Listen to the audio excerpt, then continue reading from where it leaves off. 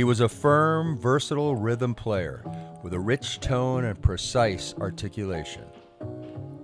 He played and recorded with everybody on the bebop scene. Who is Ray Brown? Here on Big on Bebop.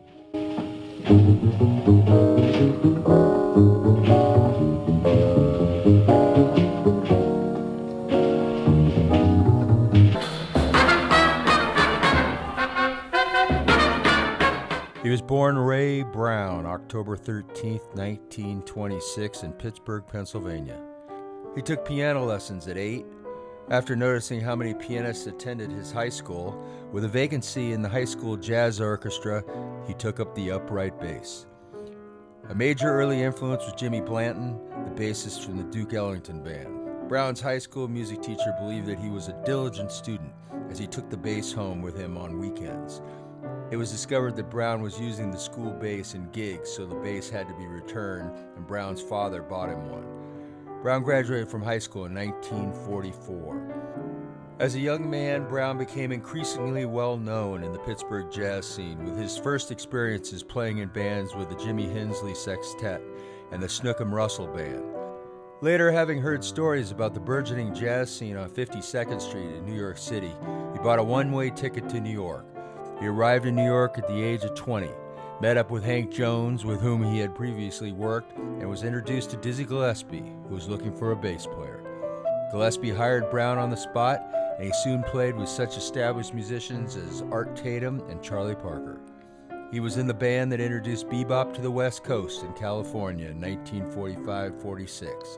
In 1948, Brown left Dizzy's band to start a trio with Hank Jones and Charlie Smith. From 1946 to 1951, while playing in Gillespie's band alongside vibraphonist Milt Jackson, drummer Kenny Clark, and pianist John Lewis, eventually forming the Modern Jazz Quartet.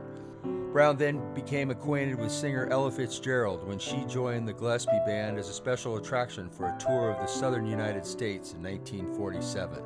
The two married that year, and together they adopted a child born to Fitzgerald's half-sister, Frances, whom they christened Ray Brown Jr. Fitzgerald and Brown divorced in 1953, citing career pressures. From 1951 to 1965, Brown was a member of the Oscar Peterson Trio. The trio included a guitarist until 1958. Initially, it was Barney Kessel, and then it became Herb Ellis. After Ellis left the group, Peterson decided to continue the trio with Brown and drummer Ed Thigpen. Brown recorded extensively as a session musician for producer Norman Granz during the 1950s, for Granz's Clef and Verve record labels, often alongside Peterson. After leaving the Oscar Peterson Trio, Brown concentrated on studio work in Los Angeles. In the early 1960s, Brown began teaching in the Advanced School of Contemporary Music based in Toronto.